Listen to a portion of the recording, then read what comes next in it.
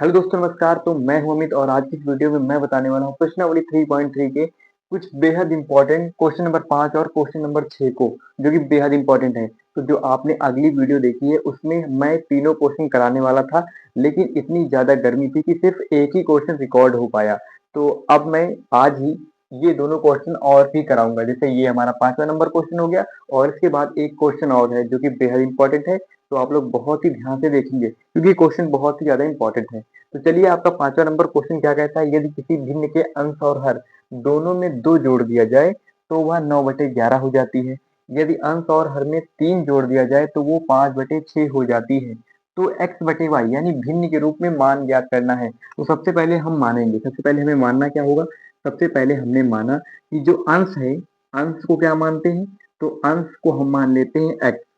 अंश को हमने x माना और हर को हमने क्या माना, हर को मान लेते हैं कि y है। ठीक है, अंश को हमने x माना और हर को y मान लिया। आप क्या कहता है कि यदि किसी भिन्न के अंश और हर दोनों में 2 जोड़ दिया जाए, यानी कि पहले हमने ले लिया x और बटे में ले लिया y। अब क्या कहता है, अंश और हर दोनों में 2 जोड़ दिया जाए तो इसमें भी 2 जोड़ेंगे और हर में भी 2 जोड़ेंगे। दोनों में हमने 2 जोड़ दिया। तो अब क्या कहता है कि जाए तो वह 9/11 हो जाती है, यानी कि 9/11 के बराबर हो जाती है। 9/11, तो 9/11 हमने लिख दिया। अब देखो, हमने और या फिर तथा कुछ भी आप लगा सकते हो। इसके बाद क्या कहता है, यदि अंश और हर में 3 जोड़ दिया जाए। देखो, पहले तो ये 2 बताया, अब बता रहा है कि अंश और हर में 3 जोड़ दिया जाए, यानी कि हम लिखेंगे x/y लिखेंगे। और कह रहा है, इस बार कह रहा है कि 3 जोड़ो, तो हम 3 जोड़ेंगे। ठीक, हमने 3 जोड़ दिया। अब क्या कहता है, 3 जोड़ोगे तो ये 5/6 के बराबर हो जाता है, यानी कि 5/6 के बराबर हो जाता है। तो देखो, इस तरीके से आपकी भिन्न बन चुकी है, लेकिन हमें क्या बनाना है, हमें बनाना है समीकरण। तो समीकरण बनाने के लिए इसका तिर्यक गुणा कर देंगे, तिर्यक गुणा। तो तिर्यक गुणा करेंगे, सबसे पहले 11 का गुणा ऊपर करेंगे तो यहाँ पर हो जाएगा 11x, और इसका गुणा इससे करेंगे तो 11×2 = 22, यहाँ पर 22 हो जाएगा। और बराबर का चिन्ह लगाएंगे और 9 का गुणा इधर करेंगे तो कितना हो जाएगा, 9y हो जाएगा। और ये 9×2 = 18, तो प्लस का 18 हो जाएगा और तथा का चिन्ह लगा दो। और उसके बाद इसी प्रकार इसका भी तिर्यक गुणा कर लो। 6 का गुणा ऊपर करोगे तो यहाँ पर 6x हो जाएगा और प्लस का 6×3 = 18 हो जाएगा। बराबर का चिन्ह लगाओगे, 5 से जब गुणा करोगे तो यहाँ पर 5y हो जाएगा और यहाँ पर 5×3 = 15 हो जाएगा। आप देखो, इसमें देखो, सबसे पहले आप यहाँ पर समीकरण बनाना है तो सबसे पहले यहाँ पर 11x तो लिख ही देंगे। अब ये इधर माइनस का, इधर प्लस का 9y है, बराबर के इस पार आएगा तो माइनस का हो जाएगा, यानी माइनस का 9y बचेगा। अब बराबर का चिन्ह लगाओ। अब ये प्लस का y से बराबर के उस पार जाएगा तो माइनस में हो जाएगा, लेकिन यहाँ पर 18 क्या है, प्लस में है। तो जब माइनस का बड़ी संख्या है तो कितना बचेगा, जब इस इधर जाएगा माइनस का 22 हो जाएगा। तो माइनस का कितना बचेगा, तो माइनस का 4 बचेगा। 18 में से 22 निकालोगे तो 4 बचेगा, वो भी काहे का, तो माइनस का। तो ये हमारा समीकरण नंबर 1 हो गया। अब बात करेंगे इससे, इससे भी हमें समीकरण बनाना है। तो यहाँ पर 6x लिखा है, 6x लिख दिया। अब देखो, यहाँ पर 5y है लेकिन प्लस में है, बराबर के उस पार है, हमें लाना है बराबर के इस पार। इस यानी कि यहाँ पर प्लस में था, यहाँ पर हो जाएगा माइनस में, तो यहाँ पर माइनस में हो गया। अब बराबर लगा दिया हमने। देखो, इधर 15 है और इधर 18 है। तो 18 क्या है, 15 छोटा है लेकिन प्लस में है, और 18 बड़ा है लेकिन बराबर इधर तो प्लस में है।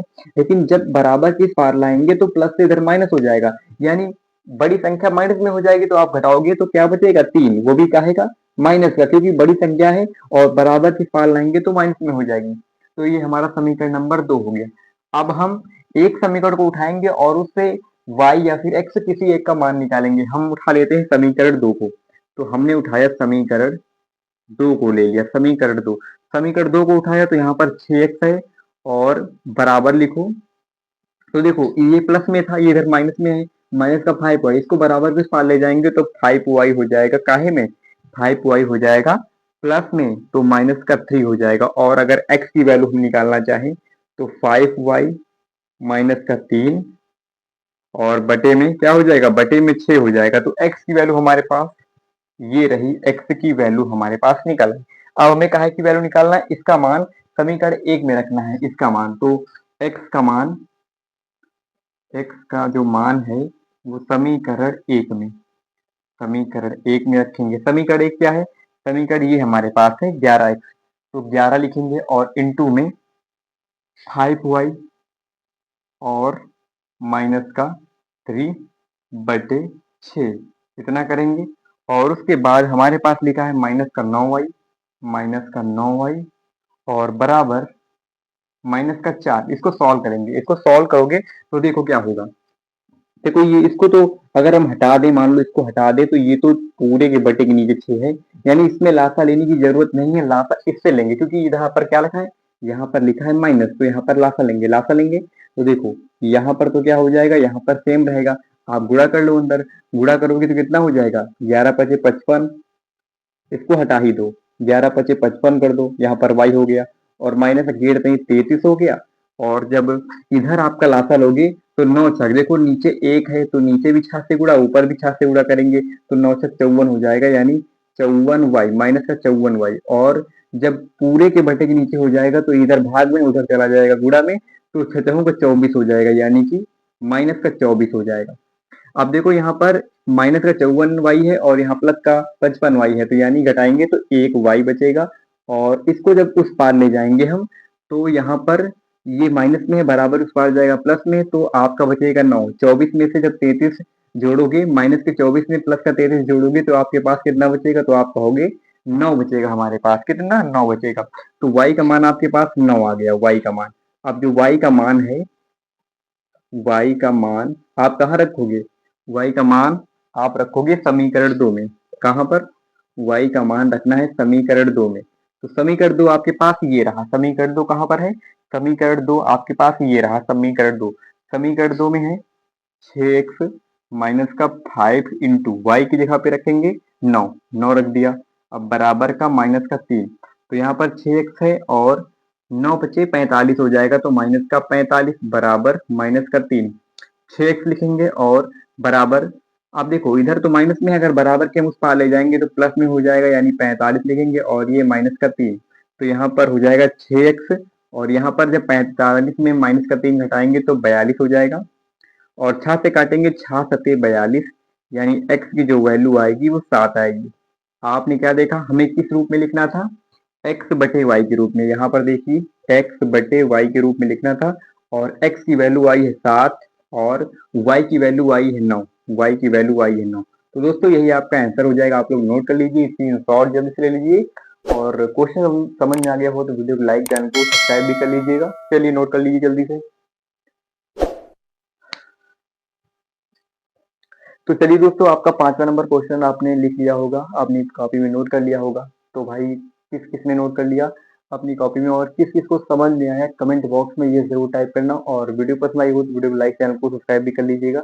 डेली मैथ की क्लास के लिए और जो भी इंपॉर्टेंट क्लास हो सकेंगे और भी, वो भी आपको मिलेंगे। तो चलिए आप सबसे पहले 6वें नंबर क्वेश्चन को सॉल्व करते हैं। बहुत ही ज्यादा इंपॉर्टेंट है, इस प्रश्नावली का लास्ट क्वेश्चन है। तो क्वेश्चन है, 5 वर्ष बाद जैकब की आयु उसके पुत्र की आयु से 3 गुनी हो जाएगी। 5 वर्ष पूर्व जैकब की आयु उसके पुत्र की आयु की 7 गुनी थी। उनकी वर्तमान आयु ज्ञात करनी है। तो सबसे पहले हमारे पास जो दिया गया है, जैसे 5 वर्ष बाद, 7 वर्ष पूर्व, ऐसा कुछ दिया हुआ है, तो पहले इसको हम करते हैं, ठीक है। तो सबसे पहले हमारे पास दिया, सबसे पहले मानेंगे हमने, माना जैकब की आयु, जैकब की आयु, जैकब की जो आयु है उसको हमने x माना, और उस जैकब के जो पुत्र की आयु है, जैकब के पुत्र की आयु, उसको हमने y मान लिया। मतलब जैकब की आयु को x में लिखेंगे और उसके पुत्र की आयु को y में लिखेंगे। तो सबसे पहले बात हो रही है कि 5 वर्ष बाद जैकब की आयु उसके पुत्र की आयु से, तो 5 वर्ष बाद, यानी कि अगर 2026 अभी चल रहा है, मैं कहूँ 2021 में तुम्हारी आयु क्या होगी, तो अभी जो वर्तमान में तुम्हारी आयु है उसमें आप 5 साल जोड़ दोगे ना। तो उसी प्रकार इसमें भी जोड़ना है, 5 वर्ष बाद की बात की जा रही है, तो आप कहोगे जैकब की आयु, जैकब की आयु 5 वर्ष बाद, जैकब की आयु यहाँ पर लिख लो 5 वर्ष बाद। 5 वर्ष बाद जैकब की आयु हो जाएगी x प्लस का 5, जैकब की आयु। अगर बात की जाए जैकब के 5 वर्ष बाद जैकब के पुत्र की आयु, तो जैकब की अगर पुत्र की बात की जाएगी तो y प्लस का 5 हो जाएगा। इतना हो गया। अब बात की जा रही, देखो गुना कितना है, इसको छोड़ो। सबसे पहले अब दूसरे पॉइंट में आओ कि 5 वर्ष पूर्व, पूर्व का मतलब अगर जब अभी चल रहा है 2026, और अगर मैं 5 साल मतलब अपने पहले चला जाऊं, पूर्व चला जाऊं, 2021 में चला जाऊं, तो मैं अपनी जो वर्तमान आयु है उसमें 5 साल घटाऊंगा, तभी तो मैं 2021 में जाऊंगा। इसलिए अपनी आयु में अगर बात की जाए 5 वर्ष पूर्व की, 5 वर्ष पूर्व की, अब 5 वर्ष पूर्व की बात की जाए तो जैकब की आयु, जैकब की जो आयु होगी वो x-5 होगी, और जो जैकब के पुत्र की आयु होगी, जैकब के पुत्र की आयु, जो पुत्र की आयु होगी वो y-5 होगी, होगी ना। उसके बाद देखो, अब आओ मेन पॉइंट में, प्रश्नानुसार आ जाओ। प्रश्नानुसार, प्रश्नानुसार क्या दिया हुआ है आप सुनो। तो 5 वर्ष बाद जैकब की आयु उसके पुत्र की आयु की 3 गुनी थी, यानी जो जैकब की आयु थी क्या थी, x+5, और उसके पुत्र की आयु थी y+5। अब बात कर रहा है कि जैकब की आयु उसके पुत्र की आयु से, मतलब जैकब है और उसकी पुत्र की आयु से 3 गुनी थी, तो 3 गुनी, मतलब पुत्र की आयु से 3 गुनी थी, तो पुत्र की आयु में हमने 3 गुना कर दिया। अब इसका हम गुणा कर लेते हैं, इसको सॉल्व कर लेते हैं। यहाँ पर x+5 है और यहाँ पर 3y, और इसका गुणा जब अंदर करेंगे 3×5 = 15 हो जाएगा, और x इसको इधर लाएंगे तो -3y हो जाएगा, और इसको जब बराबर उस पार ले जाएंगे तो माइनस में हो जाएगा, 15 में 5 घटाएंगे तो हो जाएगा 10। समीकरण नंबर 1 हमारा बन गया। अब देखो समीकरण नंबर 2 कैसे बनेगा। समीकरण नंबर 2, समीकरण 2 में क्या कहता है, 5 वर्ष पूर्व की बात की जाएगी तो जैकब की आयु है x-5, और किसकी आयु है, और है जैकब के पुत्र की आयु y-5, मतलब 5 वर्ष पूर्व की बात की जा रही है, और इसमें 5 वर्ष बाद की बात की जा रही है, 5 वर्ष पूर्व की बात। तो यहाँ पर क्या कहता है, 5 वर्ष पूर्व जैकब की आयु उसके पुत्र की आयु की 7 गुनी थी, मतलब उसके पुत्र की आयु क्या है, y-5, और इसकी आयु की 7 गुनी थी, यानी पुत्र की आयु से 7 गुनी। तो बस इसी को सॉल्व कर लो, सॉल्व करोगे तो x-5 बराबर 7y माइनस का 7×5 = 35। तो यहाँ पर x माइनस का 7y और बराबर माइनस का बचेगा 30, क्योंकि ये बराबर किस पार जाएगा तो माइनस इधर है उधर जाएगा, प्लस में हो जाएगा, तो माइनस के 35 में 5 जोड़ोगे तो माइनस का 30 बचेगा। तो समीकरण नंबर 2 बन गया। अब देखो क्या करेंगे, अब देखो इसमें करते क्या है। समीकरण 1 को उठाएंगे, सबसे पहले समीकरण 1 को उठाएंगे, x लिखेंगे और इस माइनस के 3y को बराबर के उस पार ले जाएंगे, तो कितना होगा 10 प्लस का 3y। अब हमें x का मान निकल आया है, इस x के मान को समीकरण 2 में रखेंगे, समीकरण 2 में रखेंगे। समीकरण दूसरा हमारे पास कहाँ है, समीकरण दूसरा ये यहाँ लिखा हुआ है, क्या लिखा हुआ है, x के जहाँ पे हमें लिखना है 10 प्लस का 3y और माइनस का है 7y, माइनस का 7y लिख देते हैं। x की जगह पे हमने इतना लिखा है देखो, उसके बाद इसको उतार देते हैं बराबर का माइनस का 30।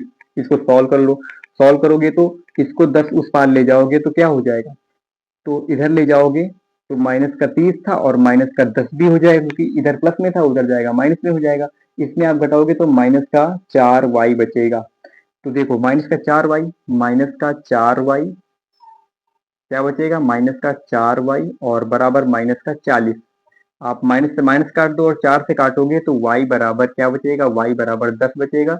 अब y बराबर 10, इधर देखो y बराबर 10 समीकरण 1 में रख दो। तो समीकरण 1 हमारे पास कहाँ कौन सा है, समीकरण 1 हमारे पास ये लिखा हुआ है x माइनस का 3, y की जगह पे हमें रखना है 10 और बराबर रखेंगे 10, यानी कि x बराबर यहाँ पर माइनस का 30 हो जाएगा, 3×30 और बराबर 10।